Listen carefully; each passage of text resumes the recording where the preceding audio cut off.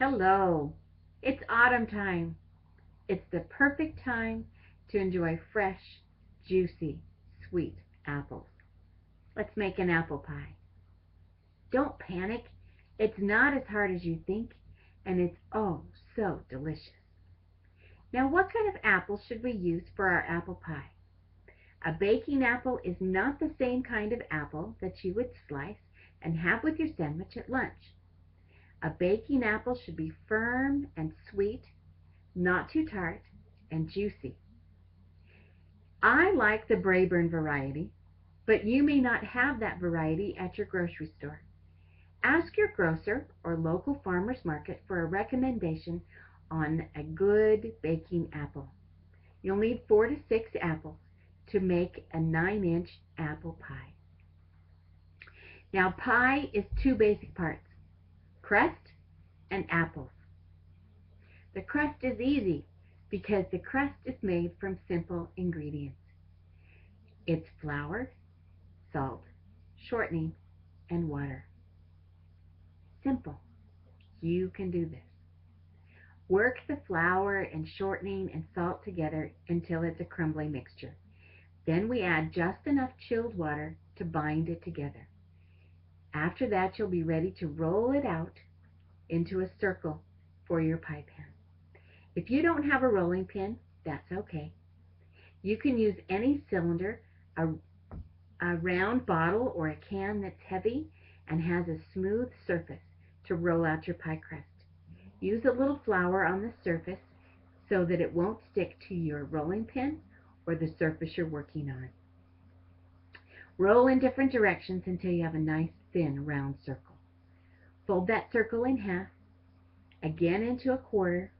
Then you can lift that tender, wonderful pie crust right onto the edge of your pie pan. Now place it on the edge of your pie pan, unfold it to the middle, and then again till it fills your pie pan, and this is now ready to put your apples in. Set this aside in the refrigerator until you have all your apples ready. Now we know as soon as you cut into an apple, it starts to turn brown. So in order to avoid your apples turning brown too quickly, that would take away the sweetness and the delicious fresh flavor, this is what I do. I peel all the apples all at once. So then I have the least amount of surface area exposed to the air. Then I'm ready to core and slice that apple thin. And here's what I do. As I slice them all and put them in the bowl, I add the sugar as I go along, stirring that sugar in and covering those apples with the sugar, then they don't get brown. Now that you have your apples all sliced and sugared, you're ready to put the seasonings on. You need cinnamon, nutmeg, and salt. You'll also need a little flour. But the salt is important. Salt is the savor of the earth. The salt will enhance the sweetness of your apple and the total flavor. A little bit of salt goes a long way. The flour will help with the thickening of your sugar and your juices, and the flour all together will combine and make a delicious caramely sauce on the inside of that pie. So now you have your apples all prepared. You can pour your apples here into your pie pan, but before you put that top crust on, you need one more special ingredient, a little bit of butter. Now, I'm not Paula Deen, and I'm not telling you to put a pound of butter on top of those apples. 2 tablespoons, thinly sliced, on top of the apples will be enough. Then you're ready to put on that top crust.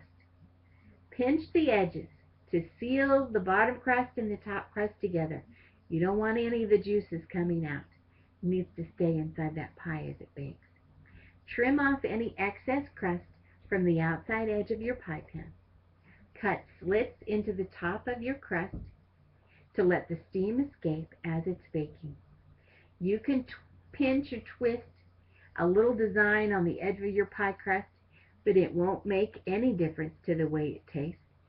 It might change the way it looks. Sprinkle a little sugar on the top of that pie crust to help it brown before you pop it in the oven. Now, it's simple. Aren't you ready to enjoy a fresh apple pie? It's the best season to enjoy that apple pie.